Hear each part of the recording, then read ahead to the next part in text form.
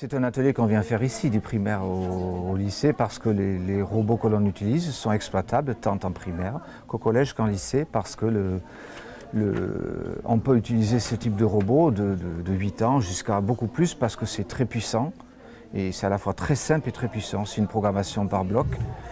Ça permet aux élèves de construire leur robot à partir de modèles existants ou d'en inventer un, d'associer donc des moteurs, des capteurs, de jouer avec leur environnement comme ça.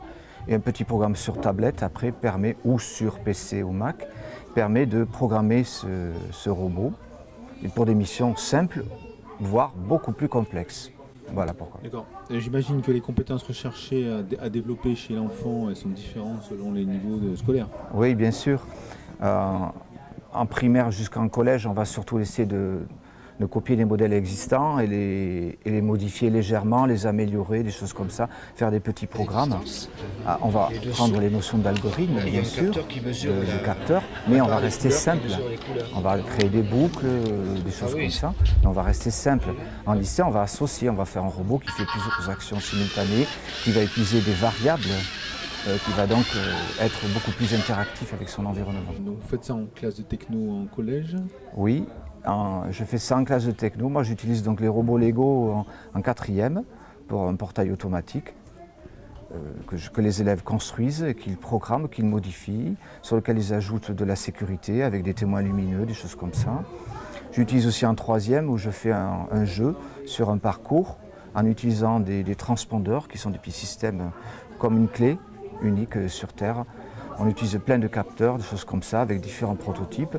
Et je l'utilise aussi en atelier robotique entre midi et 2 avec des élèves qui sont en 6e et en 5e. Donc j'utilise sur tous les niveaux. J'ai beaucoup de robots, j'en ai une quinzaine là, donc ça dépend. Certains sont démontables, d'autres pas. Quand je fais un atelier, ils choisissent leur modèle. Des fois c'est à construire en français, des fois en anglais, c'est variable. J'interviens quand ils ne comprennent pas tout. Soit le programme existe pour le faire fonctionner, soit il n'existe pas. Donc s'il existe, je n'interviens pas, sauf pour l'améliorer avec eux. C'est eux, a priori, qui construisent leur projet en atelier. Après, une fois qu'on a fini, on fait une démonstration, on filme et on met ça sur le site du collège. En 6e et en 5e, on est uniquement dans le faire. Et après, on prend le programme, on prend le robot, on regarde ce qu'il fait. Et est-ce qu'on peut l'améliorer, ajouter quelque chose, on rajoute un petit truc. Là, on rentre dans un autre type de pédagogie. Quand je suis en classe, il y a des compétences spécifiques au programme de technologie. Et là, qu'est-ce qu'on fait? On va décoder chaque capteur, chaque moteur, tous les éléments du robot, comment ça marche. Et après, ils vont le réutiliser pour faire leur propre programme. Donc, votre enseignement est devenu à la mode en fait, parce que j'imagine que vous faites ça depuis longtemps. Oui, mais oui. Ces 2 dernières années, c'est fulgurant. Voilà. On parle de coding goûté, de toutes ces choses. Voilà. J'ai commencé il y a, je ne sais plus combien exactement, mais ça doit être du style autour de 2000 par là, avec les anciens robots Lego RCX. Et on est passé au NXT, maintenant au V3. Donc ça fait longtemps que je fais du robot. Ça me semblait naturel de faire du robot, parce que ça permet de travailler sur du concret, de programmer. On voit l'effet immédiat, donc l'élève il voit tout de suite le résultat de son travail. C'est toujours réussi en sortie, c'est ça qui est intéressant. Le robot Lego est toujours beau, puisque ce sont des pièces préfabriquées. Il ne peut pas louper, quoi. Donc ça c'est intéressant. Il y a la pédagogie de l'erreur qui intervient. Je me trompe, je refais, j'améliore. Et ça marche comme ça. Et l'idée actuelle d'utiliser la tablette va exactement dans le même jeu. Je programme une partie.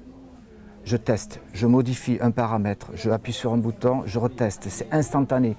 Donc c'est beaucoup plus adapté à notre époque, il n'y a plus de câbles, c'est plus simple pour eux, c'est plus, entre guillemets, ludique, donc, parce que le résultat est immédiat. Donc ça les incite à chercher des idées, à travailler l'imagination, comment je pourrais faire, etc. On va rester donc dans le domaine non seulement des connaissances, mais aussi de l'imagination, de construction d'événements, de scénarios, des tas de choses. On va faire intervenir des tas de compétences. Ça va devenir quelque chose de complexe. On travaille en groupe, donc chacun amène son potentiel avec ses différences, son expérience. Et hier, je fais un travail avec des élèves en atelier. Il y en a un qui m'a dit, vous savez pas monsieur, c'est ça. On a testé, génial. Il a amené 3 trucs parce que c'était un élève dysorthographique, dyscalculique, dysmachin, mais à côté, très imaginatif, très intuitif. Donc des réactions très intéressantes pour le groupe où il y avait d'autres élèves beaucoup plus scolaires. donc moins imaginatifs. Et donc l'association de ces différents élèves permet d'avoir un résultat qui tient la route. Voilà.